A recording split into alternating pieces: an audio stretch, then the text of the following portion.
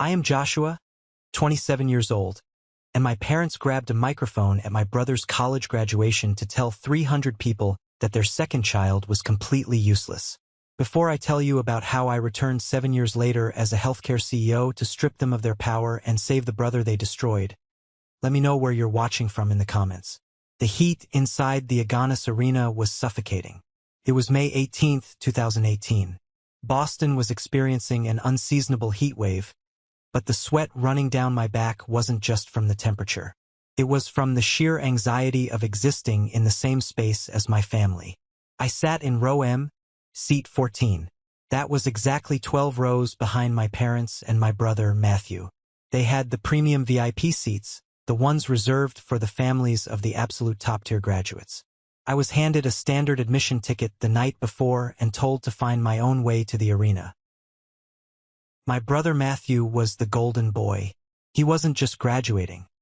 He was graduating summa cum laude with a guaranteed fast-track corporate job waiting for him on Monday. He looked like a statue up there on the stage. Crisp robes, perfect hair, a smile that looked like it was manufactured in a lab specifically to make my parents proud. I watched the back of my father's head from my seat. He wore a custom-tailored suit. My mother wore a designer dress that cost more than my rent for the semester. They didn't look back at me. Not once. The ceremony dragged on for hours. Speeches about the future, about potential, about changing the world. I tuned most of it out. I was just doing my duty, showing up, playing the role of the quiet, invisible younger brother. Then came the parent tributes. They selected 5 families of the highest achieving students to come up to the microphone and say a few words. Of course, my parents were chosen. They walked up the stadium steps like royalty ascending a throne. My mother smoothed her skirt. My father adjusted his tie. The spotlight hit them. My father gripped the microphone. His voice boomed through the massive speakers, echoing off the high ceiling. Matthew has always been extraordinary, he started. He looked at my brother, beaming with a pride I had never, ever seen directed at me. From the day he was born, we knew he was special. Smart, driven, a true leader. He paused. He looked at my mother. They shared a little inside joke smile. Then he leaned closer to the microphone. Honestly, we should have stopped after him. A few people in the front rows chuckled, thinking he was just being a little edgy. But my father wasn't done. He looked right out into the crowd and delivered the punchline. Our second child is completely useless. The room roared. 300 people, maybe more. Parents, students, faculty. They laughed. They slapped their knees. They wiped tears of mirth from their eyes. My mother leaned into the microphone, a wide, perfect smile on her face. Well, at least one of them makes us proud. More laughter. More applause. My father waved at the crowd like a comedian walking off after a killer set. I looked at the stage. Matthew was laughing too. He was shaking his head, pointing at my dad playfully. I sat in row M, gripping the plastic armrests of my folding chair so hard my knuckles were bone white. The sound of the laughter was physical, felt like heavy stones hitting my chest. The applause lasted for what felt like an eternity. My vision narrowed to a tunnel. My ears rang. Couldn't breathe. The air in the arena suddenly tasted like ash. I looked around at the strangers laughing near me. They didn't know I was the useless second child. To them, I was just part of the joke. When the ceremony finally ended, the arena erupted into chaos. Families rushed the floor, holding bouquets of flowers and oversized balloons. Cameras flashed everywhere. People were crying tears of joy, hugging their children, celebrating the start of a new life. I stayed in my seat. I sat there as the rows around me emptied. I waited until the crowd thinned out, staring blankly at the folding chairs scattered across the floor. My legs were shaking when I finally stood up. I walked toward the exit, my head down. I just wanted to get to my beat-up Honda Civic and drive back to my cheap sublet.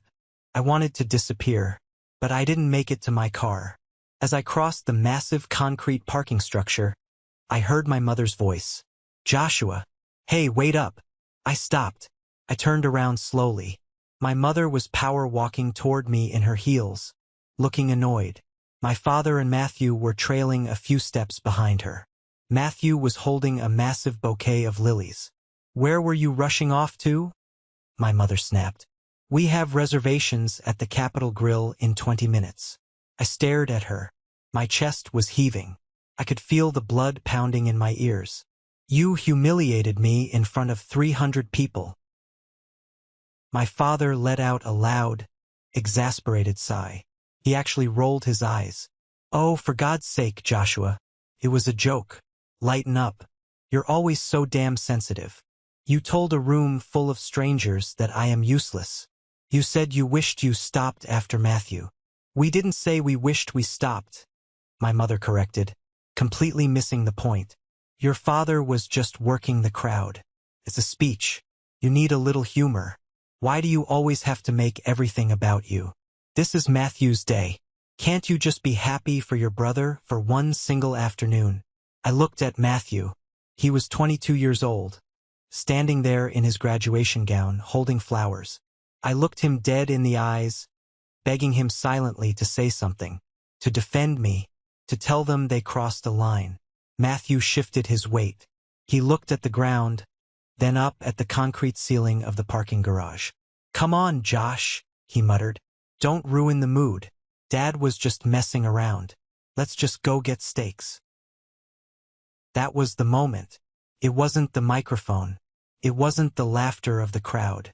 It was Matthew standing there, choosing his steak dinner over my dignity. He chose the golden cage. He chose them. "I'm not going to dinner," I said. My voice was surprisingly calm. The shaking had stopped. The anger had burned out into a cold, hard focus. "Fine," my father barked. "Suit yourself. Go pout in your room. We'll bring you some leftovers." They turned and walked away. Just like that. They didn't look back. Matthew hesitated for a fraction of a second, but then my father called his name and he hurried to catch up. I stood alone in the dim light of the parking garage. I got into my car. I didn't cry. I pulled out my phone. I opened my contacts. I blocked my mother's number, then my father's, then Matthew's.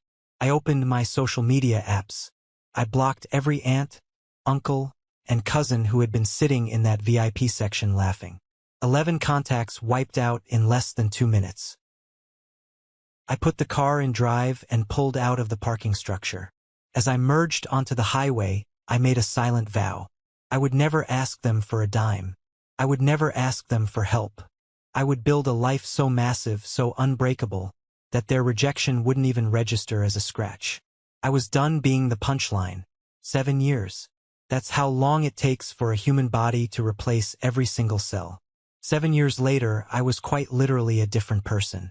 I didn't share a single cell with the boy who cried in that parking garage. It was a Tuesday night in February. I was 27. I was sitting in the living room of my penthouse apartment overlooking the Boston skyline. The fireplace was running. I had a glass of scotch on the coffee table and a stack of quarterly financial reports in my lap. The apartment was dead quiet. It was a peaceful, expensive kind of quiet. The kind of quiet you earn. My phone buzzed on the glass table. I didn't recognize the number. It was a local area code. Normally, I ignore unknown numbers, assuming it's a vendor or an overly aggressive real estate agent. But something made me pick it up. I tapped the screen. It was a text message. 2 sentences. "Joshua, please don't delete this. Come home. Your brother has." The text cut off. Just an ellipsis. I stared at the glowing screen. I knew exactly who it was. The cadence, the demanding undertone wrapped in a plea. It was my mother. My heart did a strange, uncomfortable stutter against my ribs. 7 years of absolute silence. Not a birthday card, not an email, not a word through the grapevine. I had completely isolated myself from their world. I didn't even know if they still lived in the same house in Newton. I set the phone down. I picked up my scotch and took a slow sip. The liquor burned a clean trail down my throat. I looked out at the city lights. My brother has... What? Died? Gotten married? Been arrested? A part of me wanted to block the number immediately and go back to my financial reports. That was the smart move. That was the boundary I had built and defended for nearly a decade. But another part of me, a much darker, older part of me, felt a cold sense of curiosity. The golden boy, the one who had everything handed to him, the one they were so proud of. What could possibly have gone so wrong in his perfect, frictionless life that my mother, a woman who would rather swallow glass than admit she needed me, was reaching out to the son she called useless? I didn't reply. I just left the message sitting there on the screen, a digital ghost haunting my living room. I didn't know it yet, but that unfinished sentence was the key to a nightmare. The perfect family facade hadn't just cracked. It had completely collapsed into a pile of rot, and they were desperate for someone to clean up the mess. Part 2.1. The Porsche and the Debt, 1,500 words. I didn't sleep that night. I sat on my expensive leather couch and watched the sun come up over the harbor, letting the ghosts of my past drag me backward. People always talk about family trauma like it's one big explosion. A screaming match, a physical fight, a definitive moment of abuse. But for me, the trauma was a slow drip. It was a million tiny paper cuts over 18 years. It was the architecture of our household. We grew up in a massive colonial house in Newton, Massachusetts. Perfectly manicured lawns, black shutters, a wraparound porch. It looked like the set of a family sitcom. Inside, it was a caste system. Matthew was the ruling class. I was the untouchable. I remember the day Matthew got accepted into his prestigious university. My parents threw a catered party in the backyard. They hired a bartender. My father stood on the patio and handed Matthew the keys to a brand new Porsche. Silver, sleek, smelling like wealth and unearned privilege. My mother cried tears of joy. They talked endlessly about his college fund, an account they had been putting money into since the day he was born. It was fully funded. He wouldn't have to work a single day while studying. He could focus entirely on networking and maintaining his perfect GPA. 2 years later, my acceptance letters came. I got into a great state school. I walked into the kitchen with the letter, a rare spark of pride in my chest. My father was reading the newspaper. My mother was making espresso. I got in, I said, putting the letter on the granite counter. My father didn't look up from the sports section. That's nice, Josh. Make sure you check the financial aid package. We just paid for Matthew's semester abroad in London. So you're on your own for tuition. Just like that. No party. No car. Not even a congratulations. Just a cold reminder of my place. I walked out of the kitchen, went to my room, and applied for federal loans. I took on crushing student debt before I even stepped foot on a campus. During my freshman year, I worked 3 jobs. I opened a coffee shop at 5 a.m., smelling like burnt espresso and bleach. I went to classes. I worked at the university library circulation desk until 9 p.m. On weekends, I tutored high school kids in chemistry. I survived on ramen noodles and cafeteria leftovers. I lost 15 pounds my first semester.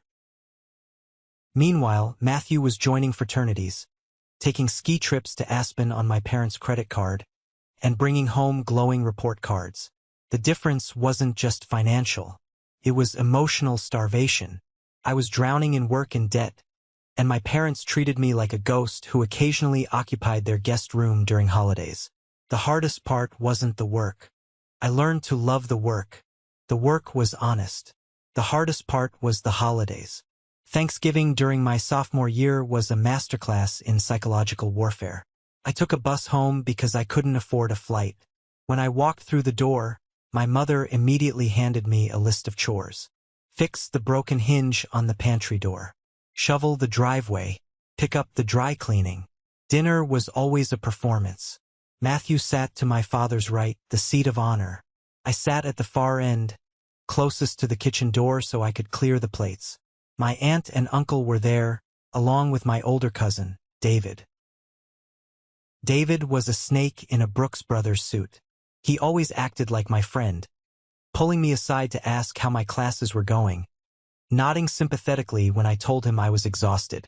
But I learned very quickly that David was a spy. He fed every piece of information back to my parents to make himself look better. "So, Josh," David said loudly across the turkey, I hear you're working at a coffee shop now. That's character building. My father snorted into his wine glass. He's building character, all right? Maybe if he spent less time pouring lattes and more time studying, he'd have a GPA like his brothers. I gripped my fork. My GPA is a 3.8, Dad. And I'm working to pay the tuition you wouldn't cover. The table went dead silent. You didn't talk back to Richard. Ever. My mother slammed her glass down. Joshua, do not ruin Thanksgiving with your resentment. We provide a roof over your head. We gave you a wonderful childhood. If you choose to be bitter, that's your problem. I looked at Matthew. He was busy cutting his turkey, pretending the conversation wasn't happening. I looked at David, who was hiding a smug smile behind his napkin. Only my younger cousin, Jessica, looked at me with genuine pity. She was the only one in that house who saw the rot underneath the expensive wallpaper. The next morning, I packed my duffel bag and took the bus back to campus 4 days early. I spent the rest of the holiday weekend alone in my dorm room, eating cold pizza and studying for finals. I realized then that my presence in their lives was merely required so they had a baseline to compare Matthew against.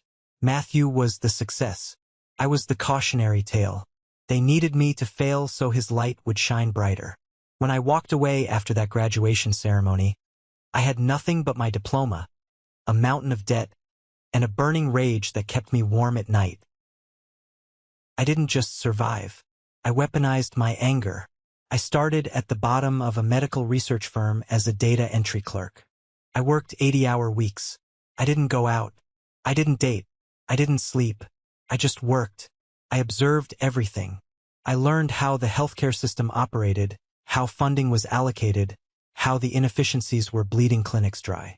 That's when I met Gabriel. He was a brilliant, chaotic software engineer who had the same kind of hunger in his eyes that I did. We started talking in the break room. 2 months later, we quit our jobs and started our own healthcare logistics company in my tiny studio apartment. The first 2 years were brutal. We ate canned soup and slept on the floor. But we had a vision. We built a platform that streamlined clinical research data, saving hospitals millions of dollars in administrative waste. By the time I was 25, we secured our first major venture capital funding.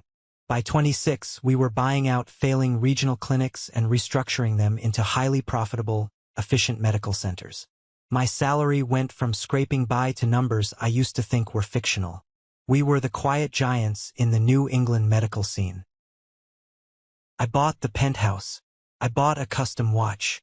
Not to show off, but to prove to the ghosts in my head that I had won. Every time I signed a multi-million-dollar contract, I heard my father's voice echoing in the arena. Our second child is completely useless. I used that memory as rocket fuel. I built a chosen family. Gabriel was my brother in every way that mattered. We had a network of loyal employees, mentors, and investors. I was respected. I was needed. I was powerful. And then, right at the peak of my piece, the text message arrived. I spent 2 days ignoring it. But on Thursday afternoon, while I was reviewing an acquisition contract, my phone rang. Same local number. I let it ring. It stopped. Then a voicemail notification popped up. I put my phone on speaker and set it on my mahogany desk. Joshua, my mother's voice filled my office. It didn't sound like the arrogant, perfectly composed woman I remembered. It sounded brittle, old, terrified. Joshua, please pick up. I know you hate us. I know. But it's Matthew. He was in a bad car accident a few years ago. He's addicted, Josh. He's taking pills. He lost his job. He's locked in his house and he won't let us in. We don't know what to do. The golden boy is dying, Joshua. Please, you're the only one who can handle this. The voicemail beeped and ended. I sat back in my leather chair. The silence in my office was deafening. Matthew, addicted, unemployed, dying. The words didn't compute. It was like hearing that a robot had contracted a virus. I didn't want to go back. I really didn't. But the hatred I thought I held for my brother suddenly felt hollow. He was blood. And more than that, I needed to see it with my own eyes. I needed to see the collapse of the golden cage. I picked up the phone and dialed the number. My mother answered on the first ring. "Joshua?" she gasped. "Stop crying and tell me exactly what is going on," I said. My voice was strictly professional, the same tone I used when a clinic manager was failing to meet their quarterly targets. She took a shaky breath. "It started in 2022. He was rear-ended on the highway. Severe whiplash, herniated discs. His doctor prescribed opioid painkillers, oxycodone. We thought he was just taking them for the pain. But his behavior changed. He got erratic. He started missing meetings at the firm." "When did he lose his job?" I demanded. "4 months ago," she whispered, like admitting it was a mortal sin. "He got fired." The firm said he was nodding off at his desk. "He moved back to Newton into his own place across town. We've been paying his rent. But he won't let us in. We went by yesterday and looked through the window. It's a disaster, Josh. There are pill bottles everywhere. He looks like a skeleton. He screamed at your father to go away." I pinched the bridge of my nose. "Why haven't you called an interventionist? Or a rehab facility? Why are you calling me after 7 years of treating me like I don't exist?" There was a long, painful pause on the line. "Because," she finally said, her voice cracking, "we can't have this getting out. If we call a professional service, it goes on records. People talk. The country club, your father's business partners. If they find out Matthew is a junkie." My blood ran cold. I squeezed my eyes shut. Even now, with their precious golden child dying in a pile of garbage, their first priority was their public image. They weren't calling me to save him. They were calling me because I was the family secret they could use to clean up another family secret. I was the free, off-the-books janitor. "I'll be there tomorrow," I said, and hung up before she could thank me. I didn't drive straight to Newton. I am not a man who walks into a crisis blind. I treat family drama the same way I treat a hostile corporate takeover. I gather intelligence first. I made a few phone calls. One of my investors had connections at the consulting firm where Matthew used to work. Within 3 hours, I had a name. Julian. He was Matthew's former direct supervisor. I tracked Julian down at an upscale bar in downtown Boston that evening. I sat next to him, ordered a bourbon, and slid a business card across the damp mahogany counter. Julian looked at the card, saw my title, and his eyebrows raised. "Joshua? You're Matthew's brother?" Julian asked, looking me up and down. I was wearing a tailored suit that cost more than his monthly salary. "He never mentioned you were in this tax bracket." "We don't talk much," I said smoothly. "I'm looking into his situation. My parents are giving me a sanitized version. I want the truth. How bad was he at work?" Julian sighed, swirling his gin. "Bad. But honestly, your parents are the ones who pushed him over the edge." I froze. "Excuse me?" Julian leaned in closer. "Look, Matthew had the accident. He was in real pain. He wanted to take medical leave. 2 months, maybe 3, to get surgery and do physical therapy. But your dad called me." My jaw tightened. "My dad called you? About his adult son's job?" "Yeah." Richard was furious. "He told me Matthew couldn't afford to take leave right before the promotion cycle. He said it would look weak. He told me to keep piling the work on. Then, I heard Richard telling Matthew in the lobby one day to just take the damn pills and man up. Your dad practically bullied him into staying at his desk. Matthew was popping oxys just to sit in his chair for 14 hours a day to keep his promotion track alive. By the time the pain stopped, the addiction had its hooks in deep." I stared at the ice melting in my glass. The sickness in my stomach was profound. My parents hadn't just watched Matthew fall. They had actively pushed him down the stairs and handed him the shovel to dig his own grave. All so he wouldn't miss a promotion. They sacrificed their golden boy on the altar of their own ego. "Thanks, Julian," I said. I threw a $100 bill on the bar and walked out into the cold night air. The anger I felt wasn't the hot, reactive rage of a 20-year-old boy anymore. It was a cold, calculated fury. I was going to tear their kingdom down. Before I drove to Newton the next morning, I sat in my car and opened the Notes app on my phone. I typed out my boundaries. I needed rules of engagement to survive walking back into that house. I will not sleep under their roof. I will not eat a meal with them. I will not engage in arguments about the past. I will not accept fake apologies. I am here for Matthew. Only Matthew. I drove my sleek black Range Rover through the familiar, tree-lined streets of Newton. The neighborhood hadn't changed. The same oversized houses, the same perfectly trimmed hedges. It was a museum of suburban hypocrisy. I pulled up to 47 Maple Street. The house looked exactly the same, right down to the brass knocker on the black front door.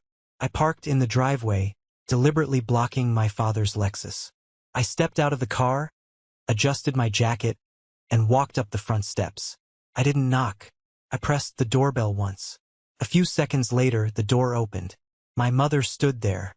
She looked older, her face lined with stress, her hair graying at the roots. She was wearing a casual sweater, but she still had her pearls on. She looked at me, her eyes widening as she took in my appearance. She expected the broke, desperate kid who drove away in a beat-up Honda. She didn't expect a man who looked like he owned the bank that held her mortgage. "Joshua," she gasped, stepping forward to hug me. I stepped back instantly. Her arms dropped to her sides. "Don't," I said. My voice was flat. "Where is he?" My father appeared in the hallway behind her. He had lost weight and not in a good way. He looked tired, but the arrogant set of his jaw was still there. "He's upstairs," my father said, his tone defensive. "We brought him here yesterday. Had to drag him out of his apartment. The landlord was threatening to call the cops. He's locked himself in his old bedroom. We haven't been able to get him to come out." I walked past them without another word. The house smelled the same. Vanilla candles and expensive floor wax. I walked up the hardwood stairs. I felt their eyes burning into my back, but they didn't follow me. I reached the end of the hall. The door to Matthew's room was shut. I stood there for a moment, listening. I could hear faint, ragged breathing from the other side. I knocked on the heavy wooden door. 3 sharp raps. "Go away, Dad. I swear to God I'll jump out the window." A voice rasped from inside. It sounded like gargling gravel. It didn't sound anything like my articulate, polished brother. "It's not Dad," I said. "It's Josh." There was a dead silence. For a full minute, nothing happened. Then, I heard the sound of a deadbolt sliding back. The door cracked open a few inches. The smell hit me first. It was a wave of stale sweat, vomit, and the sharp chemical tang of sickness. An eye peered through the crack. It was bloodshot, surrounded by dark, bruised flesh. "Josh," he whispered. "Open the door, Matt." He pulled the door open and stepped back. I walked in. The room was a disaster. The curtains were drawn tight, blocking out the sun. The floor was littered with crumpled clothes, fast food wrappers, and empty orange prescription bottles. And standing in the middle of it was my brother. He was wearing sweatpants that hung off his hip bones. He was shirtless. His ribs were clearly visible, pressing against his pale skin. His hair was greasy and matted. He was trembling. The golden boy was completely gone. In his place was a terrified, starving ghost. I didn't show pity. I didn't gasp. Working in the medical field had hardened me to the physical realities of addiction. I just looked at him. Matthew collapsed onto the edge of his unmade bed, burying his face in his hands. He started to sob. It wasn't a quiet cry. It was deep, heaving, ugly sobs that shook his entire fragile frame. "I'm sorry," he choked out. "I'm so sorry, Josh. I'm a mess. I'm exactly what they said you were. I'm useless." I walked over and stood over him. "You're not useless, Matt. You're sick. There's a difference." He looked up at me, tears streaming through the grime on his face. "You don't understand." Couldn't stop. Dad told me if I took the medical leave, I'd lose the promotion. He said the firm would see me as a liability. He told me to push through it. So I took the pills. And then the pills stopped working, so I took more. And then I needed them just to get out of bed. And then I lost the job anyway. I know, I said quietly. I talked to Julian. Matthew flinched at the name. I'm so ashamed. I had everything, Josh. And I ruined it. And the worst part is I let them treat you like garbage. I stood there at my graduation and I laughed. I laughed while Dad destroyed you. I was a coward. I was so terrified of losing my spot as the favorite that I let them throw you away. I sat down on the single chair in the corner of the room. Being the favorite in this house wasn't a privilege, Matt. It was a hostage situation. I got out. You got trapped. Matthew wiped his nose with the back of his hand. He looked at me, really looked at me. You look good. You look strong. I'm doing fine. I tried to find you, Matthew whispered. His voice was fragile, breaking on the words. I frowned. What do you mean? Matthew reached over to his nightstand. His hands shaking so violently, he knocked over an empty pill bottle. He grabbed his phone. The screen was cracked. He fumbled with it, squinting at the harsh light, before holding it out to me. 2 years ago, Matthew said, when things started getting really bad, before I lost my job, but when I knew I couldn't stop taking the pills. I knew I couldn't tell Mom and Dad. They would just yell at me to fix it. I needed help, real help, so I emailed you. I begged you to help me. I took the phone from his trembling hand. I looked at the screen. It was his sent folder in his email app. Date: October 14th, 2023. Subject: Please help me, Josh. Body: I don't know if you'll even read this. I know you hate me, but I'm drowning. The pills are taking over. Dad is pushing me too hard at work. I can't breathe. Please, if you have any heart left for me, call me. I need a way out. I stared at the words. My chest tightened. I had never received this email. I checked the to field. The email was sent to Joshua. Kastner.96@gmail.com. My actual email address, the one I had used since high school, was j.kastner96@gmail.com. I looked up at Matthew. Matt, this isn't my email address. I never got this. Matthew frowned, confusion washing over his exhausted face. What? Yes, it is. I clicked on your contact card in my phone. It's the same contact card I've had for you for 10 years. I tapped on the contact details in his phone. I scrolled down to the edit history. My blood turned to absolute ice. The contact card had been manually edited in September 2023, 1 month before Matthew sent his desperate plea for help. The real email address had been deleted, and the fake one had been typed in. There were only 2 other people who had access to Matthew's phone or his passwords. My parents. They knew he was spiraling. They knew he was looking for an escape hatch, and they deliberately severed his only lifeline to me, just to ensure they kept total control over his narrative. They would rather let him sink into a lethal addiction than risk him reaching out to the useless son and exposing their failure. I stood up. The chair scraped loudly against the hardwood floor. Josh, Matthew asked, shrinking back, terrified by the look on my face. What is it? Get up, I commanded. Put a shirt on. We are going downstairs. No, Matthew panicked. No, I can't face them. I can't. You don't have to say a damn word, I said, my voice lethal and calm. I slipped his phone into my jacket pocket. I am going to do the talking. Put a shirt on, Matthew. Now. I walked down the stairs, each step heavy and deliberate. Matthew trailed behind me, clutching the banister like a frightened child. He was wearing a wrinkled gray t-shirt, shivering despite the heat in the house. My parents were sitting in the living room. My mother was nervously sipping tea. My father was pacing by the fireplace, checking his Rolex. They stopped when we entered. Oh, thank God. My mother breathed, standing up. Matthew, sweetheart, come sit down. Joshua, thank you. I knew you could talk some sense into him. Sit down, Richard, I said, pointing at the armchair. I didn't use the word dad. My father bristled at my tone. Excuse me?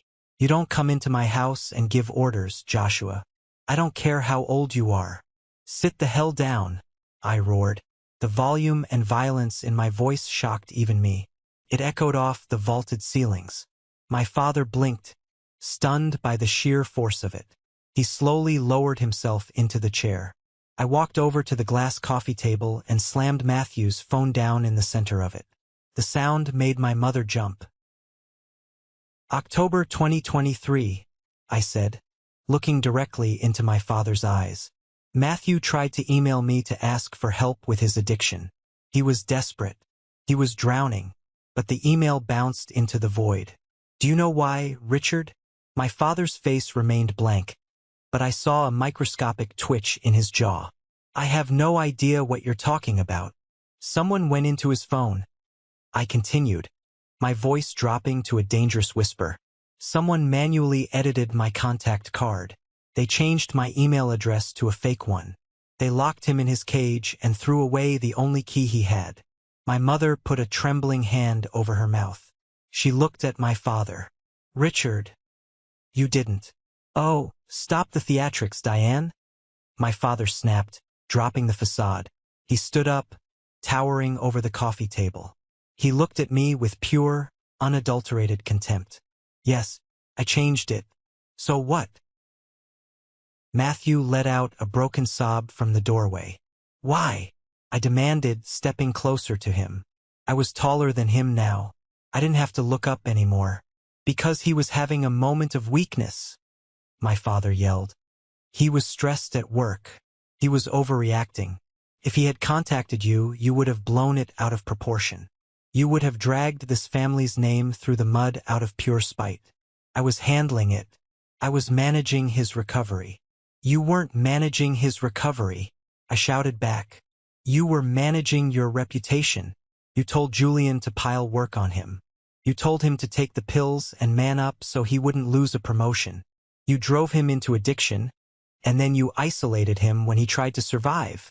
I gave him everything, my father roared, his face turning purple.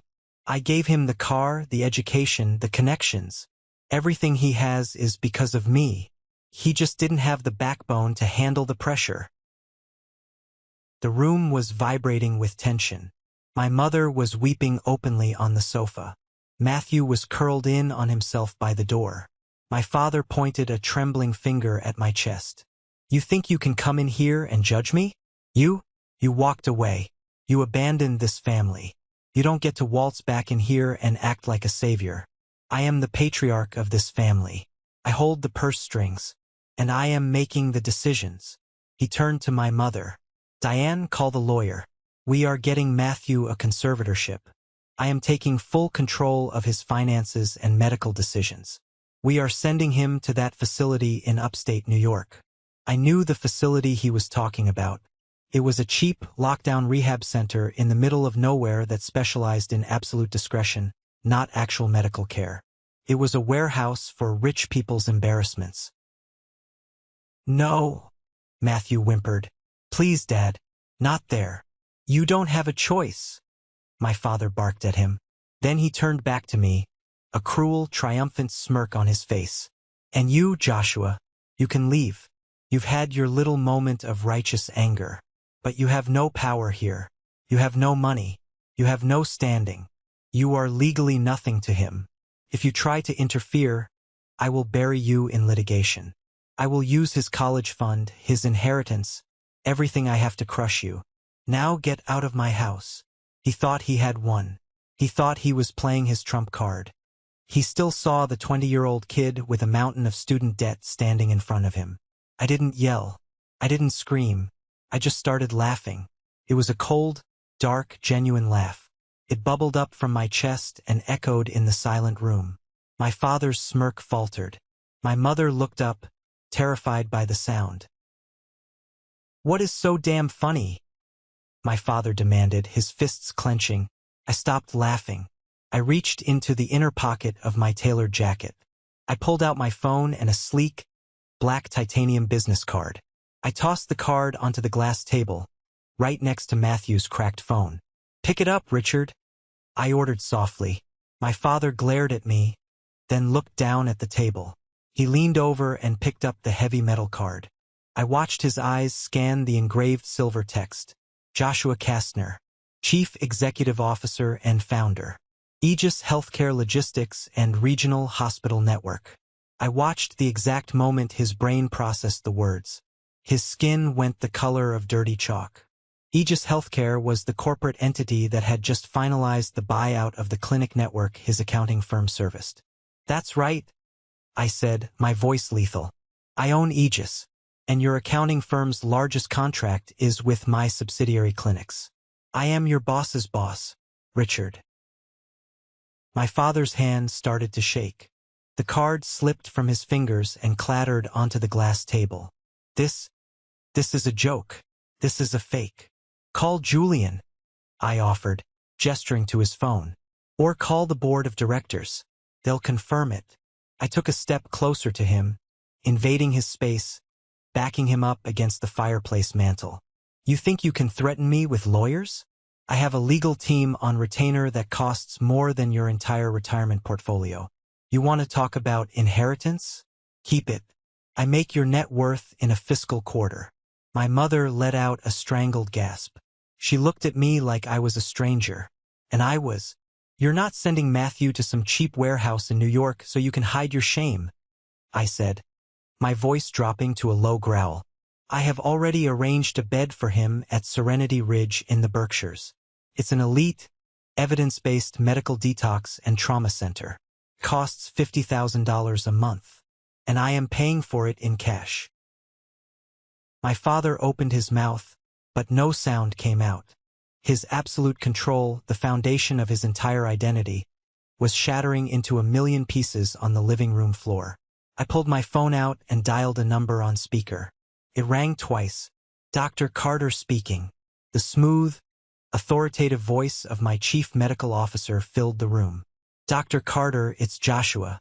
Is the bed at Serenity Ridge secured for my brother?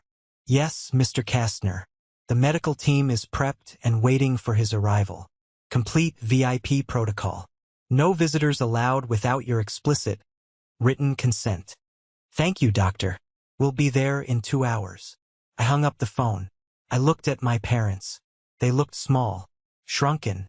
The grand, terrifying figures of my childhood were just pathetic, aging bullies who had run out of ammunition.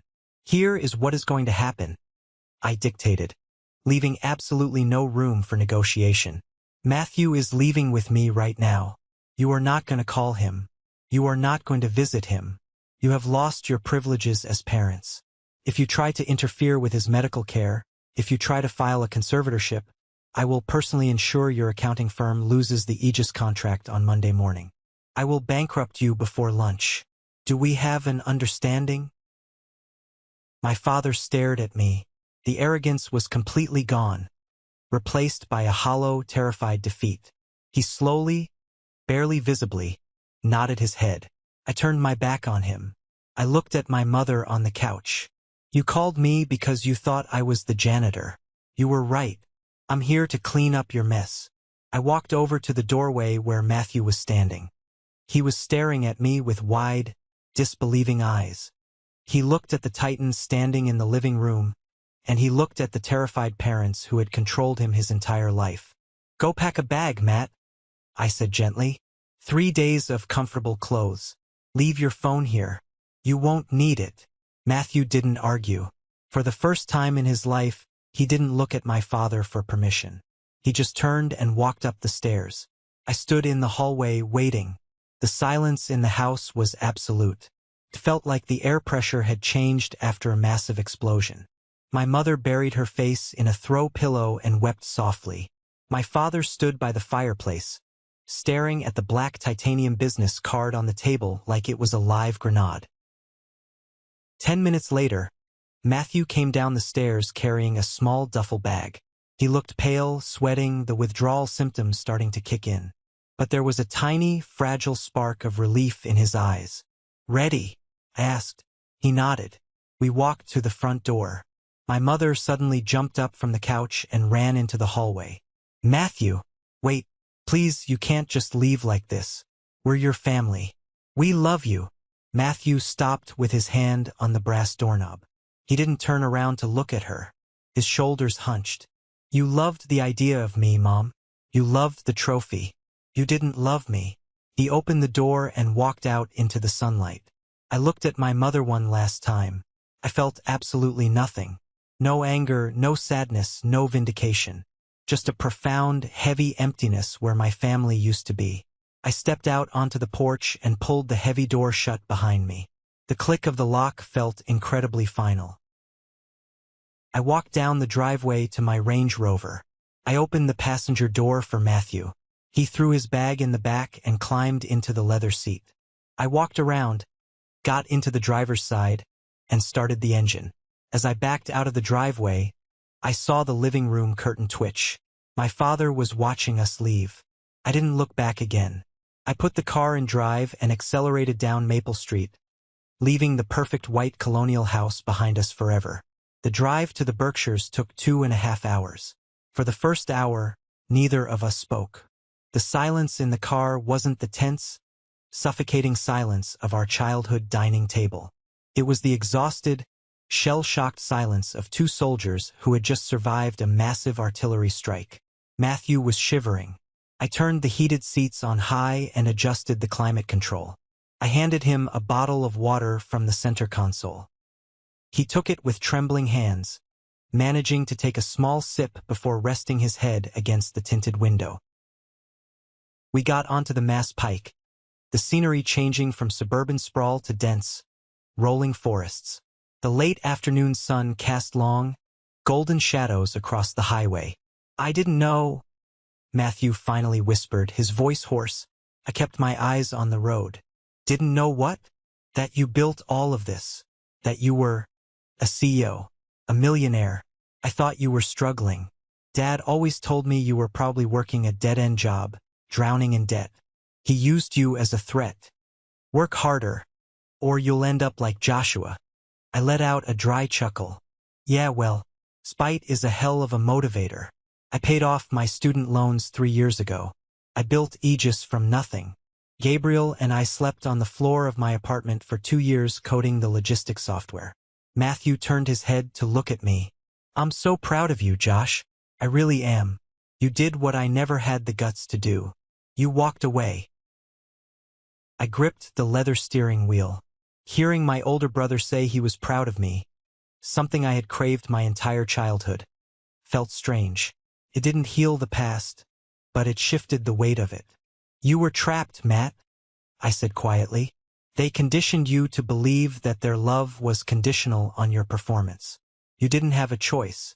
I was the useless one, so they left me alone. My neglect was my freedom. Matthew wiped a tear from his cheek.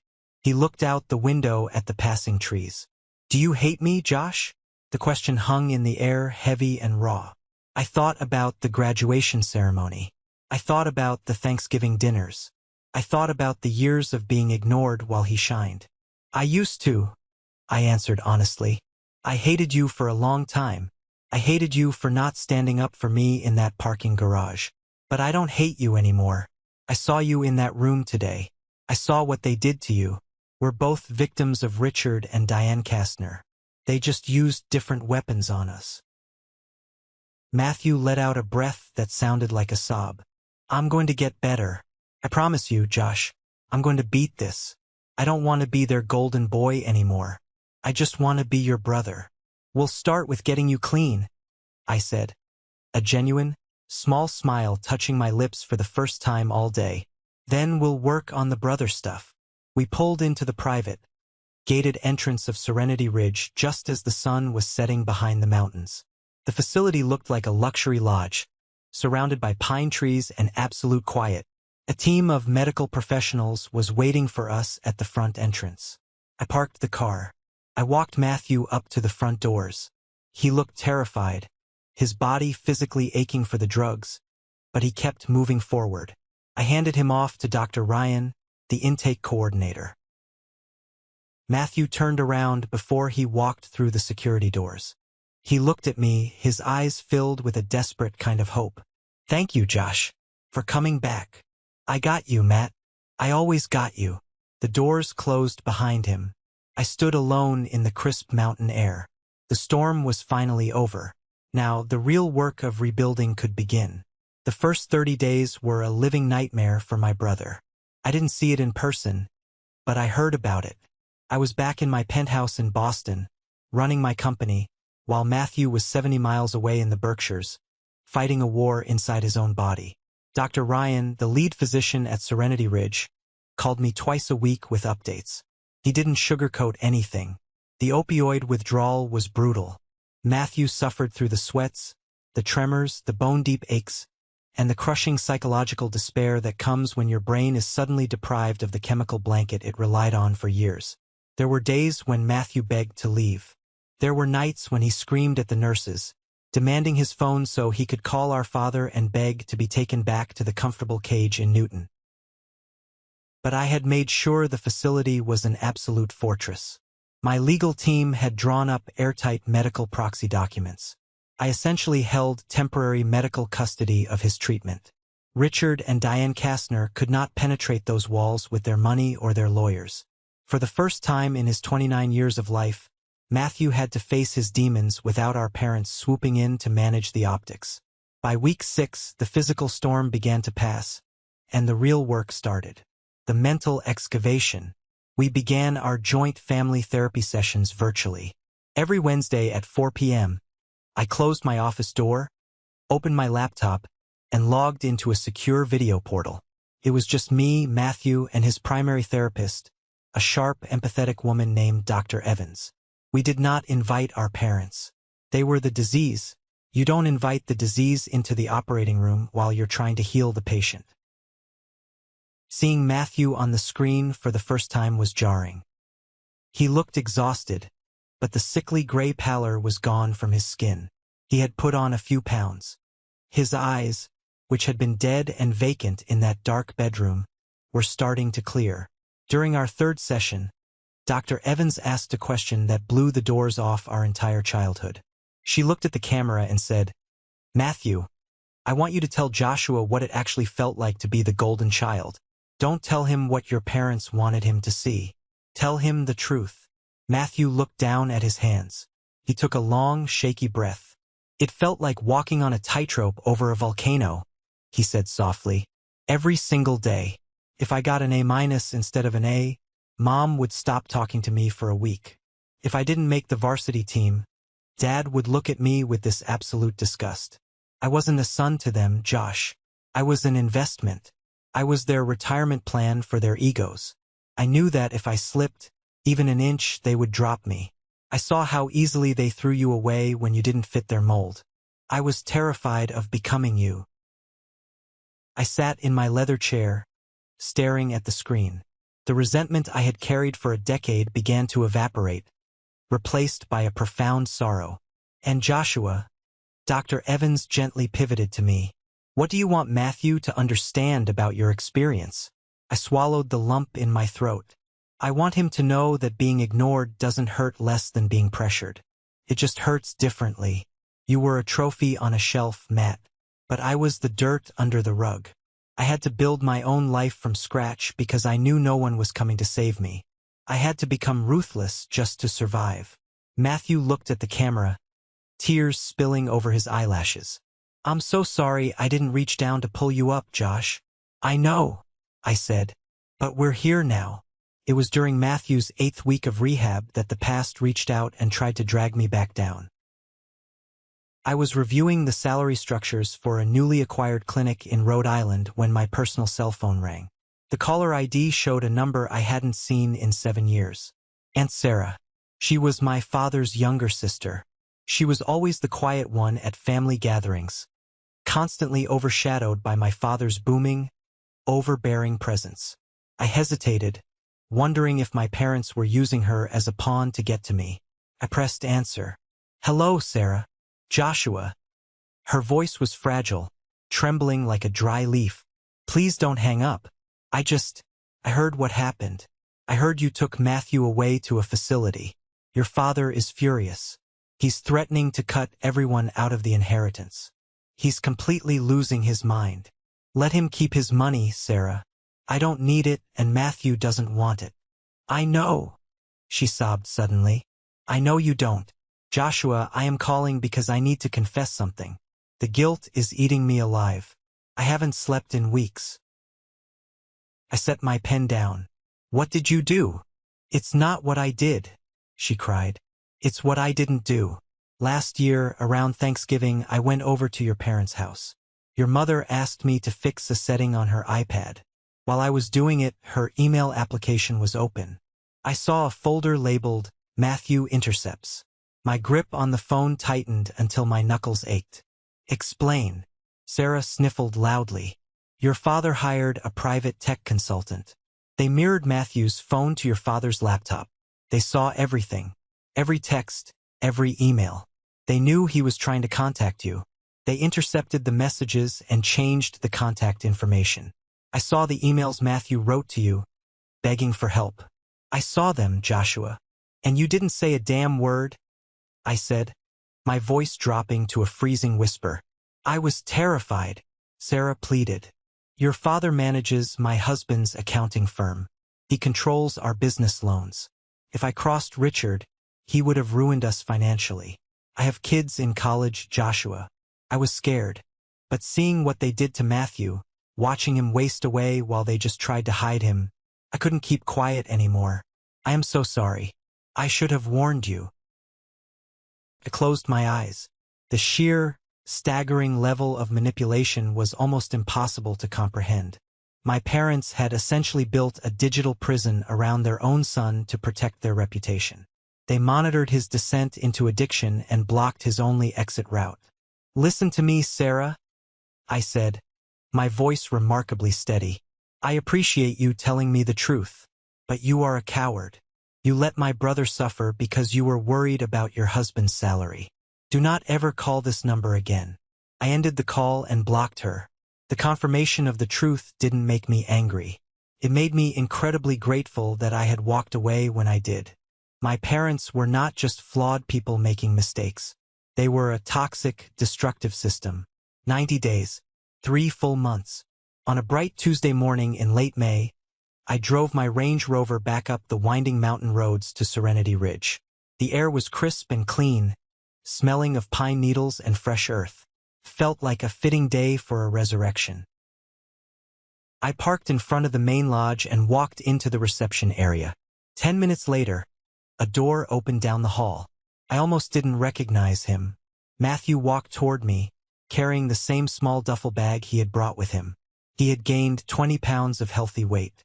His skin had color. His hair was cut short and neat. But the biggest difference was his posture. The crushing, invisible weight of our parents' expectations was gone. He stood up straight. He looked like a man, not a frightened child wearing a corporate suit. He dropped his bag and hugged me. It was a real hug. Tight, desperate, and overflowing with gratitude. You did it? I told him, clapping him on the back. I did.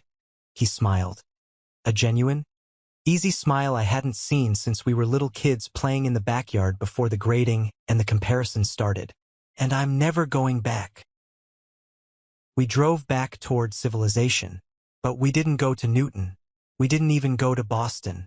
Matthew had made a decision during his therapy sessions. He needed a completely clean break. I drove him to a quiet, working-class suburb in western Massachusetts. With my financial backing, which he treated as a strict loan he swore to repay, he moved into a sober living community. It was a modest house shared with 4 other men in recovery. No luxury, no status. Just accountability, chores, and evening meetings. 2 weeks later, Matthew got a job. Not at a prestigious consulting firm. Not in a high-rise office building. He got a job at a local independent bookstore. He stocked shelves. He organized the history section. He ran the cash register. He made $15 an hour. I drove out to visit him one Sunday afternoon. I walked into the bookstore and watched him for a minute before he saw me. He was recommending a biography to an elderly woman. He was patient, kind, and completely relaxed. The frantic, ambitious energy that used to radiate from him was completely gone. We went to a diner next door and ordered black coffee and pie. Dad sent a lawyer to the sober house last week, Matthew said casually, taking a bite of cherry pie. I set my fork down. Are you serious? What did he want? He wanted me to sign a document releasing my college fund trust to him, claiming I was mentally unfit to manage my own finances. And he brought a letter from Mom, begging me to come home and take a job at a friend's logistics firm. They want me back in the fold. They want the golden boy back. What did you do? Matthew smiled over the rim of his coffee mug. I told the lawyer to get off the property before I called the police for trespassing. And I threw the letter in the trash without opening it. I leaned back in the vinyl booth, staring at my older brother in awe. The boy who used to panic over a B- had just looked our father's high-priced attorney in the eye and sent him packing. I don't want their money, Josh, Matthew said, his tone dead serious. I don't want the trust fund. I don't want the inheritance. This dirty money comes with strings that wrap around your neck and choke you. I like my life now. I like the bookstore. I like my roommates. I sleep 8 hours a night. For the first time in my life, I am exactly who I want to be, not who they demand I be. He had done it. He had finally stepped off the tightrope. That night, I drove back to Boston with a profound sense of peace settling over my chest. The war was over. I had won, but more importantly, Matthew had won. A few weeks later, my company, Aegis Healthcare, officially closed our largest acquisition deal to date. It was a milestone that solidified our dominance in the regional market. I was named CEO of the Year by a major business journal. My face was on the cover. I didn't send a copy to my parents. I didn't care if they saw it or not. Their validation was no longer the currency I dealt in. Instead, I celebrated with the people who actually mattered. Gabriel rented out the private dining room of a high-end steakhouse downtown. Dr. Carter was there, along with the core executive team who had fought in the trenches with me for years. We drank vintage champagne and ate dry-aged ribeyes. Gabriel raised his glass, clinking his fork against the crystal. To Joshua, he announced, grinning across the table. The man who sleeps less than a medical resident and works harder than a freight train. You built an empire out of thin air, my friend. We are all incredibly proud to stand beside you. The table erupted in applause. I looked around the room at these brilliant, loyal, driven people. Dr. Carter gave me a respectful nod. Gabriel shot me a brotherly wink. This was my family. Blood is an accident of biology. It dictates who you share genetics with, but it does not dictate who you have to tolerate, who you have to love, or who gets a seat at your table. Family is the people who stand in the fire with you. Family is the people who want to see you win, not the people who use your failures to make themselves feel taller. I raised my glass back to them.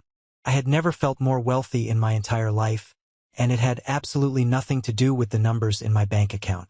Time has a funny way of smoothing out the sharp edges of trauma.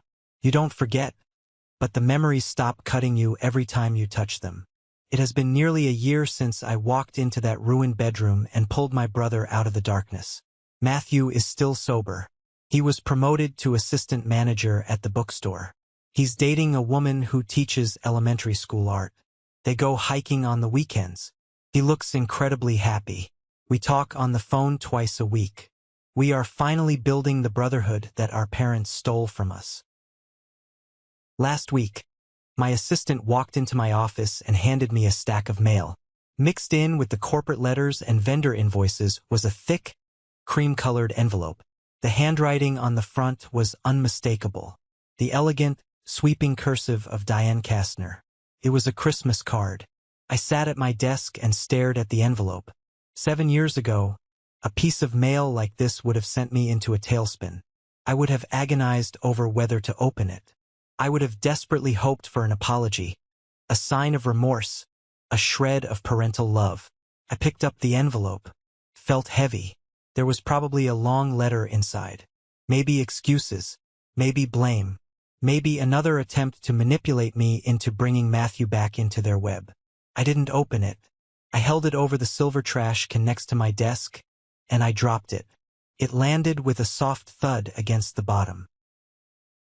I didn't feel angry. I didn't feel sad. I just felt completely indifferent. People constantly ask me if I have forgiven my parents. Society puts a massive amount of pressure on victims to forgive their abusers. We are told that holding on to anger is like drinking poison and expecting the other person to die. We are told that family is everything, and you must always find a way to reconcile. But I learned a very hard, very liberating truth over the last year. Forgiveness and reconciliation are two entirely different concepts. I have forgiven Richard and Diane Kastner. I have forgiven them because I finally understand that they are broken, empty people who are entirely ruled by their own insecurities and obsession with public image. I forgive them because holding on to the hatred was keeping me tied to them. Letting go of the anger was the final step in cutting the cord. But I will never reconcile with them. You can forgive a snake for biting you because it is in the snake's nature to bite. But that doesn't mean you invite the snake back into your house to sleep in your bed. My parents are dangerous to my peace and to my brother's survival. I don't wish them harm, but I do not wish them to be in my life. I have established a boundary of absolute zero contact, and that boundary is made of reinforced concrete. They made their choices in that auditorium 7 years ago. They made their choices every time they pushed Matthew toward the edge to save face. Now they get to live in their massive, perfectly decorated, perfectly empty house with their money and their reputations entirely alone. That is the consequence of their architecture. If you have made it this far into the video, I want to say thank you. Sharing this wasn't easy, but I know I am not the only one who has walked this path. I want to leave you with this lesson, something I had to learn through years of pain and struggle. You do not owe your abusers a place in your life just because you share a bloodline. Toxic family systems rely on guilt and obligation to keep you trapped in your assigned role. Whether you are the useless scapegoat or the pressured golden child, you are allowed to walk away.